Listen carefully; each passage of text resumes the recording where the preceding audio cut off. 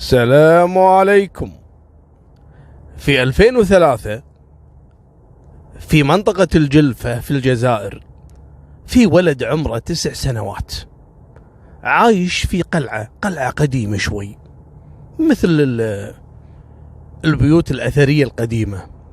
المهم الولد هذا قاعد يأشر من فوق البيت، من السطح، يأشر على شرطي من الحرس اللي واقفين عند بوابة أحد الإدارات الحكومية القريبة من بيتهم. يأشر له، والعسكري يأشر له، يأشر حق الولد هذا، ما هو عارف الولد هذا شنو يبي يعني.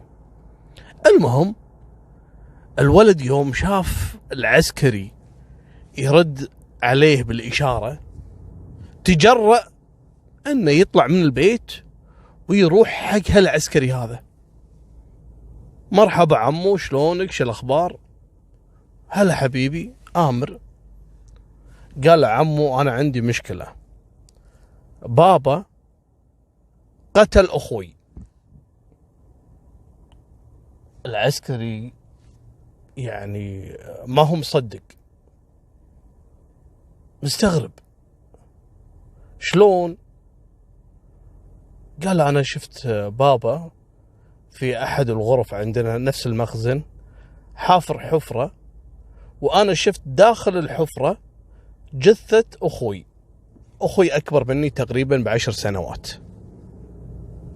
العسكري ما خذ بكلام هالولد هذا، فقال له يعني أنت تلعب ولا أنت يعني روح بيتكم، يلا روح بيتكم يلا.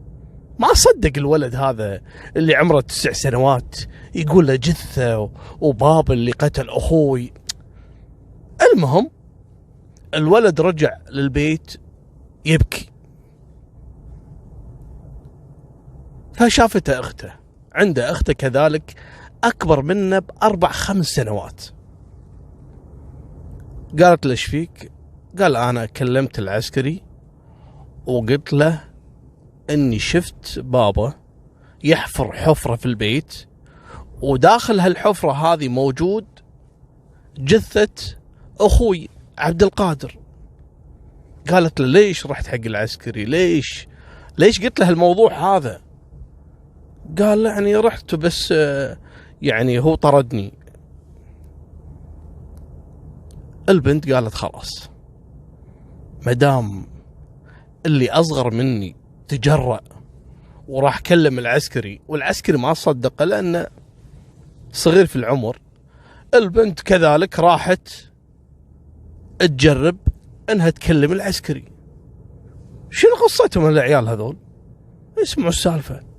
راحت للعسكري وقالت له عمو ترى فعلا ابوي قتل اخوي اللي اكبر مني اللي ينقال له عبد القادر، وحط جثته في حفرة داخل البيت. فسألها العسكري قال لها انت اخوك اللي من شوي جاء صح؟ قالت اي نعم، وقال لي انك طردته. قال روحي نادي اخوك، روحي جيبي مرة ثانية. وين ابوكم الحين؟ قالت ابونا طالع، دائما يجي بعد صلاة العشاء.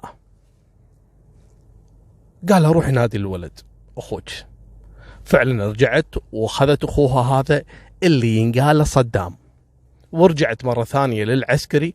العسكري خذاهم ووداهم إلى مديرية الأمن، دخلهم على ضابط المركز وقال له الولد هذا بلغني وكذلك اخته ان ابوهم قاتل اخوهم اللي اكبر منهم اللي ينقال له عبد القادر تقريبا عمره 19 سنة. الضابط خذ كلامهم على محمل الجد، قاعد يسألهم شلون قتله وشلون كذا وشنو سوى. قالوا والله احنا ما ندري، بس يوم من الأيام قال لنا روحوا إلى نفس السوبر ماركت وأنا جايكم الحين. وكان معاه أخونا عبد القادر اللي عمره 19 سنة. فرحنا انتظرناه في السوبر ماركت وطول علينا أكثر من 4 ساعات. رجعنا البيت، لما طقينا الباب فتح لنا أبوي وكان مرتبك وكذا فقال ليش رجعتوا البيت؟ قلنا له يعني احنا انتظرناك كثير يعني عند السوبر ماركت. وخلاص ملينا نبي نرجع البيت خلاص. فتقول احنا دخلنا البيت وقال خلاص انا الحين قاعد اتوضأ وبروح المسجد، لا حد يدخل الغرفة الفلانية. هذه الغرفة عبارة عن مخزن لكن ممنوع احد يدخل فيها، واحنا فعلا ما ندخلها. لكن في ذاك اليوم لما طلع راح يصلي، جلسنا داخل البيت ندور على اخونا عبد القادر اللي كان داخل البيت. فلما صعدنا الدور الاول لقينا يعني مثل الدم اللي ماشي في الارض على طول الممر، كأنه يعني شخص كان فيه دم واحد كان ساحبه. فقعدنا ننادي عبد القادر عبد القادر وين راح وكذا. كنا مستبعدين ان هذا الدم حق عبد القادر. وخلال البحث عن عبد القادر اضطرينا ان ندخل الغرفة هذه اللي مانع علينا ابونا ان ندخلها من زمان. فلقينا الحفرة، وكانت الحفرة يعني مغطيها في نفس القطعة اللوح الخشب. فلما رفعناها لقينا جثة عبد القادر. فأنا طلبت البنت تقول هذه اللي هي اعتقد اسمها زينب، تقول حق أخوها صدام اللي أصغر منها لا تقول لأبونا إن إحنا دخلنا الغرفة ولا إحنا شفنا جثة عبد القادر، يعني عشان ما يضربنا. فلما دخل عليهم أبوهم بعد صلاة العشاء حس إن في أحد كان داخل الغرفة هذه، فسألهم أنتم دخلتوا؟ قالوا لا ما دخلنا. سأل صدام اللي هو الولد الصغير هذا اللي عمره 9 سنوات، كذلك كانت إجابته نفس إجابة أخت اللي أكبر منه، لا أبدا ما دخلنا ولا شيء. لكن بدأوا يسألون أبوهم يبا وين عبد القادر؟ قال عبد القادر خلاص سافر، يعني لأنه كان فعلا في موضوع أو مشروع سفر حق عبد القادر إنه يروح فرنسا. فقالوا له زين يبا الدم اللي بالدور الأول شنو هذا؟ فقال من قال لكم أصلا تصعدون الدور الأول؟ قالوا لا بس نسأل احنا الدم هذا منو يعني، وعبد القادر وين يا يبا؟ قال لهم لا عبد القادر خلاص خذ أغراضه وسافر. الولد شي يقول اللي هو صدام، طبعا صدام في 2003 كان عمره تقريبا 9 سنوات، الحين تقريبا عمره يعني حول 23-24 سنة. فيقول أنا رديت سألت أبوي مرة ثانية، قلت له زين إذا عبد القادر مسافر يعني راح سافر بدون ملابس؟ قال له شلون يعني ايش قصدك؟ قال له يعني ملابس عبد القادر إلى الآن موجودة في غرفته. والشيء الثاني والأغرب أن ملابس عبد القادر اللي كان لابسها قبل لا نطلع احنا نروح السوبر ماركت موجودة وانت معلقها على الحبل وفيها آثار دم. طبعا عصب عليهم أبوهم وقال لهم شوفوا إذا سألتوا مرة ثانية أقسم بالله العظيم أضربكم، تفهمون ولا لا؟ لا حد يتكلم في الموضوع أبدا. قالوا لا زين، هم يخافون منه بشكل مو طبيعي، الأبو هذا مسبب لهم رعب. الحين هذا كله هو المعلومات اللي قاعد يدلون فيها العيال الاثنين لضابط المباحث. قال لهم ضابط امشوا دلوني وين البيت. لما وصل اقتحم البيت وألقى القبض على أبوهم وراح للغرفة ولقى فعلا فيها جثة عبد القادر أخوهم اللي عمره 19 سنة. جابوا الطب الشرعي والأدلة الجنائية وحفروا، ولا أصلا في جثة ثانية، جثة من أنهم اعثروا كذلك على جثة امرأة وكانت حامل، تخلص منها هذا الأب قبل 5 سنوات. يعني الحبيب هذا كان حاط له غرفة فيها البيت كمقبرة، اللي مو عاجبه يذبحه ويدفنه فيها. سأل الضابط الأولاد قال لهم زين وأمكم وين هي؟ طبعا ما قال لهم انها موجودة في نفس الحفرة اللي موجود فيها جثة عبد القادر. قصة أمنا هذه سالفتها طويلة. قبل 5 سنوات لما اختفت وسألنا أبونا يعني وين راحت أمنا، قال إنها هاجرت وتركتكم ما تبيكم. لكن البنت الكبيرة هذه اللي تسولف للضابط تقول أنا كنت حاسة أن أمي كانت موجودة في البيت وسمعت صوت لما تعاركت مع أبوي وبعدها اختفت، ولما فقدناها قال أبونا أنها هاجرت. فبلغها الضابط أن جثة أمها موجودة داخل الحفرة ومبين أنها مقتولة صار لها أكثر من 5 سنوات. الحين شنو قصة هذا الأبو؟ ذبح زوجته وذبح ولده الكبير وساجن عياله الصغار. القصة ما بدت، الأحداث كل مالها وتصير أغرب. الأب هذا طلع يشتغل إمام مسجد وشيخ دين يعني قدام الناس، أو أنه يستخدم الدين كغطاء علشان ما حد يشتبه فيه. وفعلا ما حد قدر انه يشتبه فيها الاب هذا ابدا. الحين باعترافات الامام السفاح هذا شنو قصته؟ ليش ذبح زوجته وليش ذبح ولده؟ اسمعوا السالفة. عبد القادر اللي عمره 19 سنة كان واعي قبل 5 سنوات، يعني عمره تقريبا 14 سنة واعي، وهو اللي شهد على واقعة قيام الإمام بذبح زوجته اللي كانت حامل ودفنها فيها الغرفة هذه.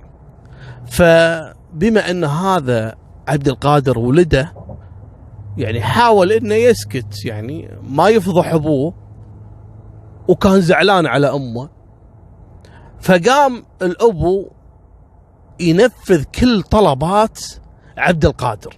عبد القادر بالعربي اشتغل ابتزاز على الإمام السفاح، لكن كان بشروط. الإمام السفاح هذا يقول حق عبد القادر شنو تبي أجيب لك، تبي تليفون أجيب لك، تبي بسكليتة سيكل، يعني تعرفون طلبات الأطفال والمراهقين. شنو اللي تبيه يا عبد القادر أنا مستعد أني أوفر لك، لكن بشرط ما أبيك تطلع من البيت. عبد القادر قال لا ما في مشكلة، وفعلا قام يتم يقعد داخل البيت. من كان عمره تقريبا 14 سنة ما قام يطلع برا، حتى أصدقائه واللي كبره بعمره يسألون وين عبد القادر وكذا. فقال أفضل شيء يا عبد القادر علشان ما تطلع برا وأصدقائك ما يحسون أنك قاعد داخل البيت، قول لهم أني أنا بسافر إلى فرنسا. قال خلاص أوكي، وبعد 2-3 اطلع عادي، اطلع برا وقول لهم أنا رجعت من فرنسا. عبد القادر كان مبسوط على هالخطة هذه، لأن أبوه راح يحقق له بعض مطالبه، بالإضافة إلى أنه يكشخ أو يعني يهايط قدام ربعه أنه راح فرنسا وكذا. فعلا تم عبد القادر في البيت، قعد له تقريبا كم شهر، لكن الشهر والشهرين استمروا إلى 5 سنوات، إلى أن خلاص وصل عبد القادر مرحلة ما هو قادر يتحمل ويبي يطلع، وقام يتخانق يعني أو يتشاجر مع أبوه اللي هو السفاح القاتل. فقرر أنه يتخلص منه، وهو خايف منه إذا طلع ممكن يكشف قصة قيامه مقتل أمه. قتل الأم قبل عبد القادر لأنها هي كذلك هددته بأنها راح تفضحه. تفضح بشنو؟ بخطف الأطفال. طلع الإمام السفاح هذا خاطف الأولاد هذول كلهم، وأصلا ما يجيب عيال لأنه تزوج أكثر من مرة لمدة 10 سنوات و12 سنة، كانت آخرهم هالمرة هذه. تقول لي يا أبو طلال شلون أجل هذه حامل؟ مو هني السالفة. هذا الإمام السفاح لما شافها حامل عرف إنه مو منه، ولما قال لها أنت يعني حامل وأنا راح أذبحك وأنا كذا وأنا أصلا ما أخلف عيال وأنت خنتيني، قالت له أنا راح أفضحك على موضوع العيال إنك خاطفهم. يعني وحدة بوحدة قام الرجال وذبحها وحطها فيها الغرفة هذه. القصة ما فيها طلع هذا الإمام خاطف عبد القادر اللي قاتله هذا، وكذلك خاطف زينب، وكذلك خاطف صدام، لكن الله نجى صدام ونجى زينب منه بعد ما تم كشفه والقاء القبض عليه وتم إحالته للمحاكمة. طبعا انتشر هالخبر هذا انتشار كبير جدا، وفي لقاءات مع الولد صدام وكذلك البنت اخته يكشفون أحداث وشلون هذا الإمام كان خبيث، كان يصور حق الناس انه هو نزيه ورجل دين، وهو اصلا كان خاطف وكان معتدي وكان قاتل. لكن جرأة صدام واخته هي اللي وضعت حد لهذا الإمام السفاح، وفعلا اسجنوه وحكموا عليه بالإعدام.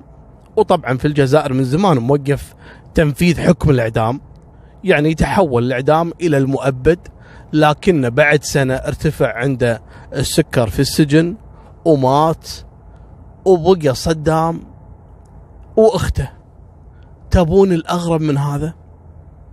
لما جو الناس يزورون هالولدين هذول اللي سكنوا عند خوالهم. منو خوالهم؟ خوالهم اللي من المفترض ان هذه امهم اللي ماتت، وهي ما هي امهم. قعدوا هذا الولدين صدام واخته عند خوالهم اخو المرأة المقتولة، وفي الصدفة الجيران قاموا يزورون هالخال هذا، يبي يشوفون العيال اللي يواسيهم اللي يعطيهم اللي كذا، يعني يتعاطفون معهم. جت بنية تقريبا عمرها بال19-20 سنة، زارتهم يعني تسلم عليهم وتعزيهم في أمهم وكذا. انصدمت ان هذا صدام يشابهها بشكل غريب. والأغرب من هذا ان هالبنت هذه كذلك فاقدة اخوها لما كان عمره 2 سنين، يعني عندهم كذلك ولد مفقود. فرجعت لبيتهم قالت حق امها الموضوع، قالت يا يمه هذا في ولد ينقال صدام واخته اللي ابوهم الامام السفاح، والقصة مشهورة للامام السفاح هذا. اكتشفوا ان اصلا هذول مخطوفين وجايين الحين عند بيت خوالهم، انا زرتهم علشان اعزيهم في وفاة امهم. الولد هذا اللي ينقال صدام تقريبا الحين هو بنفس عمر ولدنا او اخونا اللي انفقد لما كان عمره 2 سنين. والاغرب كذلك انه يشابهني. الام قالت له انت متأكدة؟ قالت متأكدة 1,000,000% انه يشابهني. راحت وياه الام حق بيت الخال هذا وتسلم عليهم تبي تشوف الولد. يوم شافته ولا سبحان الله يشابه عيالها. قالت حق خالهم ترى انا فاقده ولد يوم كان عمره 2 سنين، لكن فيه علامة، والعلامة واضحة جدا، فيه مثل الشامة او الوحمة في بطنه او في كرشه، على قولتهم الجزائريين يسمونه في الكرش. والعلامة هذه واضحة. ممكن تقول حق الولد هذا اللي هو صدام يكشف لنا عن بطنه، خلني اشوف اذا في علامة. الولد صدام قال لهم انا فعلا عندي شامة كبيرة كذلك في بطني. لما كشفها ولا هذا اصلا ولدهم. راحوا رفعوا قضية في 2017 اثبت الDNA ان هذا صدام هو فعلا ابن هالعائلة هذه. وخذوها قاعدة دائما، اي طفل او اي قضية تسمعون فيها اذا كان الولد المخطوف عمره 3 سنوات واقل لابد انه يرجع حق اهله بنسبة 90%. وكل ما كبر عمره وقت الخطف كل ما قلت فرصة عودته لأهله. يعني نادرا ما ينخطف ولد ويختفي أو يقتل، في العادة يخطف علشان يربونه، يربون اللي ما عنده ولد مثلا يصير مجنون يروح يخطف، اللي مثلا يستخدمهم في الشحاذة، في بعض الأمور السيئة، لكن يظل هذا الولد عايش. يعني ما ياخذونه عشان يقتلونه، لا، لكن دائما إذا كان كبير اللي اختفى فنسبة عودته تكون ضعيفة، لأن سبب الخطف يكون لأغراض أخرى ويخافون منه، إن هذا إذا رجع ممكن إنه يفضحهم، غير لما يكون صغير في العمر. مالكم بالطويلة، صدام لقى أهله، وعبد القادر الله يرحمه مات، بقت البنت هذه اللي هي أخت صدام اللي هي زينب هذه عمامها اللي هم اخوان الامام السفاح ما هم معترفين فيها، يقولوا لها اكيد انت كذلك اخونا خاطفك مثل ما خطف عبد القادر وخطف صدام، وما احنا معطينك من الورث، روحي شوفي من اهلك. والبنت ما اعثرت على اهلها، وما هي عارفه هل هي فعلا كانت مخطوفه او من وين جابها اصلا الامام السفاح. تبقى قصتها الى الان متداول، ولا يزال البحث جاري لمعرفة هوية هذه الفتاة. وهني نهاية سالفتنا اليوم، ولا تنسون الاشتراك في القناة، وكذلك قناة اخوانكم من الصم والبكم اشتركوا فيها اللي هي القناة الثانية، الرابط موجود اسفل الفيديو. وفمان الله.